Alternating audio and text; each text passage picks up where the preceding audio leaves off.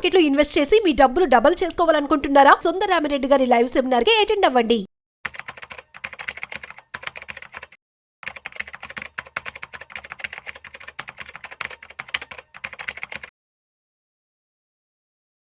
నమస్తే, welcome to Suman TV. నేను విష్ణు. ప్రస్తుతంతో పాటు certified wealth manager and certified financial planner Madhavi Reddy గారు ఉన్నారు. మేడంతో మాట్లాడదాం. నమస్తే మాధవిరెడ్డి గారు. నమస్తే అండి. మాధవిరెడ్డి గారు, ఈ ప్రోగ్రామ్ స్టార్ట్ అయ్యే ముందు మీరు ఒక క్లయింట్ కి సంబంధించిన రియల్ టైమ్ సినారియో గురించి తప్పకుండా డిస్కస్ చేద్దామన్నారు. అండ్ అది కూడా అంటే మీకు అంటే మీ మనసును బాగా కదిలించిన విషయం అంటూ కూడా ప్రోగ్రామ్ స్టార్ట్ అయ్యే ముందు మనం డిస్కస్ చేసుకోవడం జరిగింది. ఏంటి అసలు ఆ కేస్ స్టడీ? అంటే ఒక ఫైనాన్షియల్ గా మనం కానీ కరెక్ట్ గా మేనేజ్ చేసుకోపోతే ఎంత వర్స్ట్ సిచ్యువేషన్ లోకి వెళ్ళిపోతామో, అంటే ఇంకా బ్రతకడం కన్నా చనిపోవడమే మంచిది. అంత సిచ్యువేషన్ నేను ఎప్పుడు చూడలేదండి. ఎందుకు ఇంత వండరబుల్ గా పీపుల్ ఉంటున్నారు అనేది నేను అసలు అంటే ఇంతమందికి అంటే సలహా కూడా చెప్పలేని పరిస్థితికి వెళ్ళిపోయానండి. అలాంటి సిచ్యువేషన్. సో అరౌండ్ ఏజ్ 48-50 అండి ఆయనది. ఐటీ కంపెనీలో చేసుకుంటున్నారు. ఏదో నార్మల్ జాబ్ చేసుకుంటున్నారు. నార్మల్ ఐటీ ఒక 70,000 60,000 అలా సంపాదించుకుంటున్నారు. సో ఆయనకు వచ్చిన ఆ సిచ్యువేషన్ ఎట్లా ఉంది అంటే ఆయనకు తెలియకుండానే ఈ ఎక్కువ లోన్స్ అంటే ఓవర్ బోర్డ్ అయిపోయారు ఆయన. ఇంట్లో వాళ్ళ గొంతెమ్మ కోరికలు అంటారు చూడండి. పిల్లడేమో ఇప్పుడు మీరు చూస్తే రీసెంట్ గా మనకు ఒక ఐఫోన్ వచ్చింది కొత్తది. మీరు గమనించారు లేదు? కొత్త ఐఫోన్ కోసం కొట్టుకుంటున్నారు వాళ్ళందరూ. 17 కోసం కొట్టుకుంటున్నారు. రోడ్ల మీద క్యూ లో కూర్చున్నారు. ఏందో అర్థం కావట్లా జనాల బాధ. 70-80% ఐఫోన్లు అన్ని కూడా ఈఎంఐ లోనే కొంటున్నారు. అంటే కొంటున్న వాళ్ళందరూ మధ్య తరగతి వాళ్ళు. అందరూ మధ్య తరగతి వాళ్ళు లోన్లు తీసుకొని అంటే పోనీ వాళ్ళు సంపాదించి కొంటున్నారా లేకపోతే తల్లిదండ్రుల మీద పీక మీద కత్తి పెట్టుకుంటున్నారా అనేది అయితే అర్థం అవ్వట్లేదండి. సో ఆయన కూడా ఇలాంటి బాధితుడే అనే చెప్పొచ్చు. సో ఈ పిల్లల కోరికలు తీర్చలేక లేకపోతే ఇంట్లో ఉన్న వాళ్ళ మిగతా ఫ్యామిలీ మెంబర్స్ వాళ్ళ కోరికలు తీర్చలేక ఇలా వాళ్ళకి మించి అంటే లైఫ్ స్టైల్ వాళ్ళకి మించి లైఫ్ షో ఆఫ్ కోసం అన్నమాట. సో వాళ్ళు ప్రతి దాన్ని హెవీగా చేసుకోవడం వల్ల ఇక ఆయన దాదాపుగా ఒక 4-5 పర్సనల్ లోన్లు అండి, తర్వాత 4-5 కార్డ్స్, ఇప్పుడు క్రెడిట్ కార్డ్స్. ఇప్పుడు ఆయన సిచ్యువేషన్ ఎట్లా అయిపోయిందంటే అంటే ఇదంతా ఒక 10 years నుంచి జరుగుతూ ఉండొచ్చు ఆయనకి. ఈ విధంగా అంటే ఆయన సంపాదిస్తున్న దానికి మించి ఆయన అప్పులు చేయడం అనేది మొదలుపెట్టి ఉండొచ్చు. సో ఇప్పుడు సిచ్యువేషన్ ఎలా అయిపోయిందంటే ఆ ఈఎంఐలు తీర్చాలంటే ఇంకో అప్పు తెచ్చుకోవాలి. అంటే ఆయనకు వస్తున్నది 60,000 70,000 అయితే ఆయన ఈఎంఐలు 2 లక్షలు ఉన్నాయండి. 2 లక్షల ఈఎంఐలు కట్టాలి అంటే ఇంట్రెస్ట్లు కానీ బయట నుంచి తెచ్చేసారు, చాలా డబ్బులు తెచ్చారు, గోల్డ్ లోన్లు తెచ్చేశారు, తర్వాత ఈ కార్డ్స్ చేసేసారు, తర్వాత పర్సనల్ లోన్స్ ఉన్నాయి. ఇవన్నీ ఈఎంఐలు ఇంట్రెస్ట్లు కలిపితే 2 లక్షలు ఉన్నాయండి. ఆయన ఎక్కడి నుంచి తెస్తారు? అంటే ఈ 2 లక్షలు ఈ మంత్ గడవాలి అంటే ఆయన ఇంకొక అప్పు తీసుకురావాలి. ఈ అప్పు తీసుకురావాలి అంటే ఆయన ఎక్కడికి వెళ్ళాలి? సో అది పోనీ ఆయన ఏమన్నారంటే, మేడం నాకు ఏదో ఒక సలహా చెప్పండి అంటే, సార్ మీకు ఏదైనా మీకు ఆస్తి ఏమైనా ఉందా అంటే, లేదు ఉంది మేడం, ఊర్లో ఏదో ఉందంటండి, అటువైపు ఆంధ్ర సైడ్ ఏదో ఒక ప్లాట్ ఉందంట, దాన్ని ఎవరు కొంటలేదంట. అది ఒక సమస్యగా ఉందండి, దాన్ని ఎవరు కొంటలేదు. దాని మీద కూడా అప్పు తెచ్చేసాడు ఆయన. దాని మీద కూడా అప్పు తెచ్చేసారండి. గోల్డ్ ఉంటే గోల్డ్ లోన్ల మీద ఎందుకంటే ఎవ్రీ ఇయర్ గడవాలంటే 2 లక్షలు ఎక్కడి నుంచి తీసుకురావాలి? ఏదో ఒకటి అప్పు పెట్టాలి కదా. ఇంట్లో ఉన్న ప్రతి ఆస్తి మీద అప్పు ఉందండి. ఇంట్లో బయట దొరుకుతున్న ప్రతి లోన్ లో కూడా ఉంది. ఇంకా తర్వాత వాళ్ళ వైఫ్ కూడా ఈ మధ్య అంటే క్రెడిట్ ఎలా తెచ్చుకుంటున్నారు, ఇన్ని వేలో తెచ్చుకోవచ్చా అనేది వాళ్ళని చూస్తే అర్థమవుతుందండి. ఒక ముద్రా లోన్ క్రియేట్ చేసి ముద్రా లోన్ మీద ఆమె లోన్లు తెచ్చుకొని ఖర్చు పెట్టుకుంటారు. అప్పులు తెచ్చుకోవడానికి ఎన్ని మార్గాలు అన్ని మార్గాలు అండి. అంటే వాళ్ళు మరి ఎవరు వాళ్ళకి అలాంటి సలహాలు ఇచ్చి ఇలాంటి అప్పులు ఇస్తున్నారు అంటే ఆమెకి ఏం ఇన్కమ్ లేదు. మరి ఎలా వచ్చింది సార్ మీ వైఫ్ కింద అంటే ముద్రా లోన్ అంటండి. అది ఎట్లా తెచ్చుకున్నారో, ఏదో ఒక కంపెనీ లేకపోయినా బిజినెస్ ఉన్నట్టు క్రియేట్ చేసి మీకు లోన్ ఇస్తున్నారు. 3 లక్షలు 4 లక్షల లోను.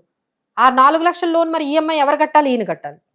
ఈయన కట్టాలి అంటే ఎక్కడి నుంచి తీసుకురావాలి? మళ్ళీ లోన్లు తీసుకోవాలి. సో ఈమె లోన్లు ఆయన లోన్లు మొత్తం కలిపి ఈ విధంగా ఆయనకి ఇదంతా అయిందంటే, అంటే ఏ మిస్టేక్స్ అయితే చేయకూడదు. ఒక ఏజ్కి వచ్చిన తర్వాత ఇంకా పిల్లలు ఇంకా ఎడ్యుకేషన్లోనే ఉన్నారండి. అంటే డిగ్రీ ఫస్ట్ ఇయర్, తర్వాత ఇంజనీరింగ్ ఫస్ట్ ఇయర్, తర్వాత ఇంకొక అమ్మాయి ఏమో ఇంటర్మీడియట్. సో వీళ్ళ ఎడ్యుకేషన్ పరిస్థితి ఏంటి? తర్వాత ఇప్పుడు నేను ఇంకొక సలహా కూడా చెప్పానండి. వాళ్ళు ఒక ఇంట్లో ఉంటారు, అది హోమ్ లోన్ లో ఉంది, బట్ అది అంత హోమ్ లోన్ ఏదో కట్టారంట. అది ఒక 30-40 లక్షలు ఇల్లు అమ్మమంటే ఆమె ఏమో అమ్మితే సూసైడ్ చేసుకుంటా ఉంటుందండి.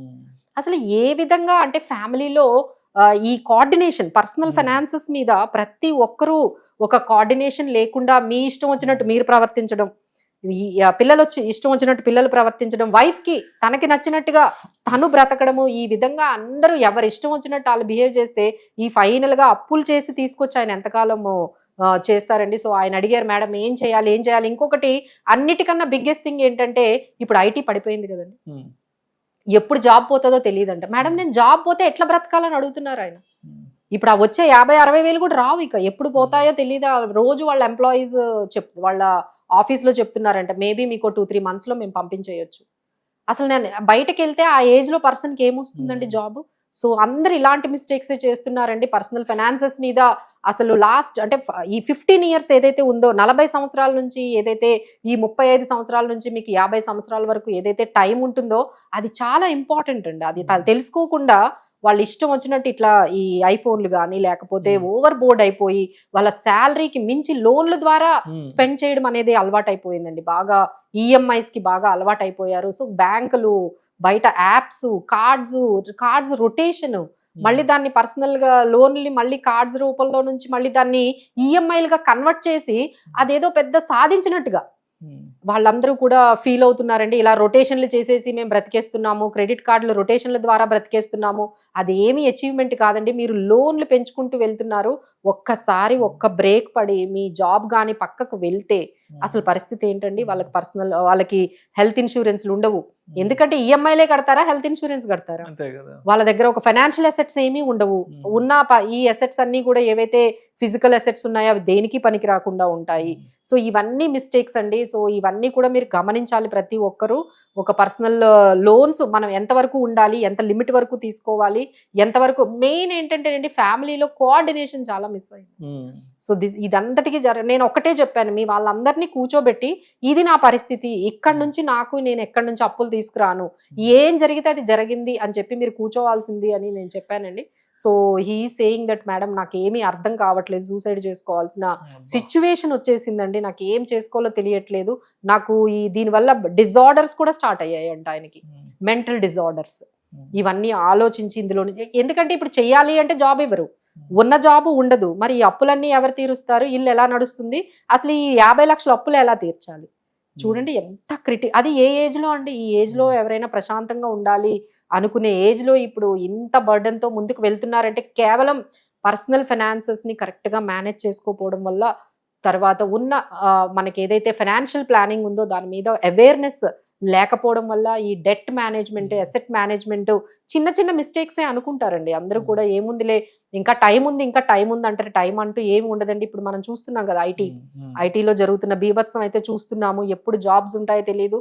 మాకు రీసెంట్ గా ఒక యంగ్ కపుల్ అండి, ఆల్మోస్ట్ జస్ట్ మ్యారీడ్, వాళ్ళు అంటున్నారు మేడం 10 years వరకు మాకు ఫైనాన్షియల్ ఫ్రీడమ్ వచ్చేసే మార్గం చెప్పండి, మేము తట్టుకోలేకపోతున్నాం ఈ ప్రెజర్, ఎప్పుడు జాబ్ ఉంటుందో తెలియట్లేదు, ఎప్పుడు ఉంటుందో అసలు 10 సంవత్సరాల వరకు జాబ్ ఉంటుందో లేదో మాకే అర్థం కావట్లేదు, సో మీరు మాకు ఏదో ఒకటి చెప్పండి అంటే మేడం మీరు చాలా లేట్ చేశారు, 10 సంవత్సరాల్లో ఎంత సంపాదించగలరు, so it is very less time. So ఈ విధంగా ఏంటంటే ప్రతి ఒక్కరూ కొంచెం ఎర్లీగా స్టార్ట్ చేసుకోవాలండి ఇన్వెస్ట్మెంట్స్. ఎర్లీగా స్టార్ట్ చేయాలంటే మీరు కొంచెం ఈ వెకేషన్స్, ఈ ఆర్భాటాలు, తర్వాత షో ఆఫ్లు, విలాసాలు ఇవన్నీ పక్కన పెట్టండి.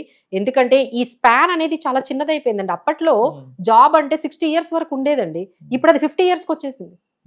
అంత అన్సర్టనిటీ పెరిగిపోయింది. అంటే 50 years తర్వాత ఫ్రెష్ వాళ్ళనే తీసుకోవాలనుకుంటున్నారు, మీరు అవుట్డేటెడ్ అయిపోతున్నారు ఎంప్లాయ్మెంట్ కి. 50 years తర్వాత మీకు అంటే జల్సాలు, షో ఆఫ్లు ఎలా అయిపోయినాయి అంటే మేడం, అవును యూట్యూబ్, ఇన్స్టాగ్రామ్ లో చూస్తే అవును ఏదో శుక్రవారం ఏదో లక్ష్మీ పూజను కూడా చాలా కమర్షియల్ గా ఎస్పెషల్ లాస్ట్ శ్రావణ మాసంలో చూస్తే వరలక్ష్మి పూజని ఏదో ఇంట్లో గుట్టుగా అందరూ కూర్చొని జరుపుకోవాల్సిన ఫెస్టివల్స్ ని, పూజలకి షాపింగ్ ఆ పూజలకి వచ్చే వాళ్ళకి రిటర్న్ గిఫ్ట్ షాపింగ్ అని, దానికి పెద్ద పెద్ద ఇంట్లో సెట్లు వేసుకోవడము, ఎక్కడెక్కడ జనాలందరిని పిలుచుకొని వాళ్ళకి వాయినాలు ఇచ్చుకోవడం, ఒక 5గురికి ఇచ్చుకుంటే సరిపోదండి, 30 మందిని భోజనాలకు పిలవడం కూడా, దానికి మళ్ళీ 20-30 మందికి భోజనాలు పెట్టుకోవడము, పెద్ద పెద్ద కెమెరాలు పెట్టి షూటింగ్, నేనైతే ఆశ్చర్యపోయాను, మళ్ళీ వీడియోలు అప్లోడ్ చేయడము, అయిపోతుంది. ఎంత సేపటికి కొంపలో జరిగే ప్రతి విషయాన్ని జనాలకు చూపించుకోవాలి. అసలు నేను ఒకసారి, మీరు ఏం ఎక్స్పెక్ట్ చేస్తారు, ఎవరైనా నన్ను ఇట్లా పిలిచారనుకోండి, వాళ్ళ ఇంట్లోకి వెళ్ళగానే ఈ స్టూడియోకి వచ్చినట్టు ఫీలింగ్ అండి. ఒక కెమెరా ఉంది, కెమెరా మ్యాన్ ఉన్నారు, లైటింగ్స్ ఉన్నాయి, నేను ఎక్కడికి వచ్చాను అని నాకే ఆశ్చర్యం వేసింది. మేడం మేము వచ్చిన వాళ్ళందరి కోసం షూట్ అరేంజ్ చేసామండి అని. ఏ పండుగ వదలట్లేదు మరి ఇళ్లలో అసలు ఆడవాళ్ళు షూట్ అయితే ఎంత ఏంటండి దారుణంగా పండగలకి తయారైతే. షూటింగ్? అంటే నిజంగా మేడం ఇవన్నీ చూస్తుంటే ఆ ఇళ్లలో మగవాళ్ళు ఎంత మగవాళ్ళు సంపాదిస్తున్నారు, నిజంగా చాలా ఎంత సఫర్ అవుతున్నారండి. సంపాదిస్తున్నారు, లేదండి ఏంట్రా బాబు? వాళ్ళందరూ కూడా అప్పులు చేసే ఆ. వాళ్ళు ఈ గొంతెమ్మ కోరికలన్నీ తీరుస్తున్నారు. ఎవరికి కూడా ప్రశాంతత అయితే లేదండి ఈ పర్టికులర్ ఏదైతే జరుగుతుందో. బట్ మేమందరం సలహా ఇచ్చేది ఏంటంటే ప్లీజ్ డిస్కస్. మీకున్న సిచ్యువేషన్ ఏంటో ఇంట్లో ఆడవాళ్ళకి చెప్పండి, మీకున్న కష్టాలు ఏంటో, మనకున్న ఫైనాన్షియల్ సిచ్యువేషన్ ఏంటో, మనకున్న అప్పులు ఏంటో, ఆస్తులు ఏంటో, మనకున్న రెస్పాన్సిబిలిటీస్ ఏంటో, అసలు మన బడ్జెట్ ఏంటో, బడ్జెట్ లో ఉండడం ఎలానో కూడా ఎవరికి తెలియట్లేదు. 60,000 తెచ్చుకుంటే 1,00,000 రూపాయలు ఖర్చు ఎన్ని రోజులు భరిస్తారండి మీరు? 1,00,000 రూపాయలు ఖర్చు ఎట్లా భరిస్తారు? 60,000 తెచ్చుకొని, అంటే ఈ 40,000 ఎవ్రీ మంత్ 40,000 అంటే సంవత్సరానికి ఎంత అప్పు అవుతుంది? దాని మీద వడ్డీతో కలిపి ఎంత అప్పు అవుతుంది? సో ఈ విధంగా వాళ్ళు అలా అప్పులన్నీ పెంచుకుంటూ వెళ్ళిపోతున్నారంటే ఒక దగ్గరకు వచ్చిన తర్వాత కంప్లీట్ గా ఫ్యామిలీ బ్రేక్ డౌన్ అనేది కంప్లీట్ గా అన్ని ఫ్యామిలీస్ అండి, అన్ని ఫ్యామిలీస్. నాట్ ఓన్లీ దట్, మీరు 10 తీసుకుంటే 9 ఇలానే ఉన్నాయి. మాకు వచ్చిన ప్రతి క్లయింట్ చెప్తున్నవి ఇదే అండి. రీసెంట్ గా నేనైతే ఒక ఇది కూడా షేర్ చేయాలి. ఒక లేడీ అంటే అర్జెంట్ గా వాళ్ళ హస్బెండ్ కి కాల్ చేసి నాకు 10 లక్షలు ఇస్తావా చేస్తావా అని కూర్చుందంటండి. ఎందుకు అంటే ఆమె ఏదో వాట్సాప్ లోని ఏదో ఇన్స్టాగ్రామ్ లోని బిట్ కాయిన్ ట్రేడింగ్ లోని జాయిన్ అయిందంట. వాళ్ళు ఒక 4 లక్షలు ఆమె ఆల్రెడీ తీసేసుకున్నారు. ఇంకో ఆ 4 లక్షలు రావాలి అంటే 10 లక్షలు ఏమన్నారట. అది అరగంట టైం ఇచ్చారంట. ఆమె ఈయన ఆఫీస్ నుంచి అర్జెంట్ గా ఆయన రప్పించి నువ్వు 10 లక్షలు ఇస్తావా చేస్తావా అని కూర్చుంటే ఆయనకి ఏం చెయ్యాలో తెలియక నాకు కాల్ చేశారు. మేడం ఈవిడికి కొంచెం చెప్పండి, ఈవిడికి అదే చెప్పాను, అమ్మ మీకు అర్థం కావట్లేదు, మీరు మోసపోయారు, అదంతా కూడా మోసం అంటే. లేదు మేడం వేరే వాళ్ళకి డబ్బులు ఇచ్చారంటే ఆ మనుషులు కూడా వాళ్ళేనండి, మీకు అబద్ధాలు చెప్తున్నారు, ఇక్కడ ఎవరు డబ్బులు రాలేదు, అందరూ మిమ్మల్ని మోసం చేస్తున్నారు, 4 లక్షలు పోయాయి, ఇప్పుడు మళ్ళీ 10 లక్షలు మీ వారితో మళ్ళీ మీరు పెట్టి. అసలు ఇవన్నీ చెప్పకుండా ఎట్లా చేస్తున్నారండి? అసలు ఈ వాట్సాప్ గ్రూపుల్లో జాయిన్ అయిపోవడము, ఏవో స్కీముల్లో జాయిన్ అయిపోవడము, లక్షలు. మళ్ళీ వాళ్ళందరూ ఐటీ ఎంప్లాయీస్ అండి. ఈ సైబర్ మోసాలలో మోసపోయే వాళ్ళంతా పెద్ద ఐటీ కంపెనీస్ లో ఉన్నారండి. సో చాలా బయట జరుగుతున్నాయి. అది ఆశ లేకపోతే అత్యాశ లేకపోతే ఏంటో కూడా అర్థం కావట్లేదు. కొంతమంది లేడీస్ అలా ఉన్నారు, కొంతమంది ఏమో ఈ ఎక్కువ హై షో ఆఫ్ కి వెళ్ళిపోతున్న వాళ్ళు ఉన్నారు. సో మొత్తాన్ని డబ్బులు అయితే పోగొడుతున్నారు. మొత్తం ఫ్యామిలీ ఫైనాన్సెస్ అన్ని కూడా బాగా కిందకు వెళ్తున్నాయి. సో అందరూ కూడా అంటే వైఫ్ ఏం చేస్తుంది అనేది హస్బెండ్ కి తెలియదు, ఏం ఖర్చు పెడుతుంది, ఎక్కడ ఇన్వెస్ట్ చేస్తుందని. హస్బెండ్ ఏం చేస్తున్నాడు, ఆయన ఏం ఖర్చు పెడుతున్నాడు అనేది వైఫ్ తెలియదు. అసలు ఓవరాల్ గా పిల్లలు ఏం చేస్తున్నారో ఇద్దరికీ తెలియదు. సో ఈ విధంగా సమాజం అయితే ప్రతి ఫ్యామిలీ కూడా ఫైనాన్షియల్ గా మాత్రం చాలా బ్రేక్ అయి ఉన్నారండి. సో దానికి ఒకటే మనకి ఏంటంటే మీ నలుగురు కలిసి కూర్చొని అన్ని షేర్ చేసుకోవాలి ఫైనాన్షియల్ ఇష్యూస్ అన్ని. అసలు ఫైనాన్షియల్ కన్సల్టేషన్ అందుకనే మేము రమ్మంటామండి, వైఫ్ అండ్ హస్బెండ్ ఇద్దరిని రమ్మంటాం. ఫైనాన్షియల్ కన్సల్టేషన్ లో కూర్చుంటే అసలు ఏంటి మన పరిస్థితి ఏంటి, మన గోల్స్ ఏంటి, మన ఇన్కమ్ బడ్జెట్ ఏంటి, మన నెట్వర్త్ ఏంటి, ఇవన్నీ ఒకసారి మాట్లాడితే అందరూ జాగ్రత్త పడతారు కదా అట్లీస్ట్. ఇక అంతా అయిపోయిన తర్వాత ఇప్పుడు ఆయన వచ్చి నన్ను సలహా అడిగితే నేను ఏం చెప్తానండి?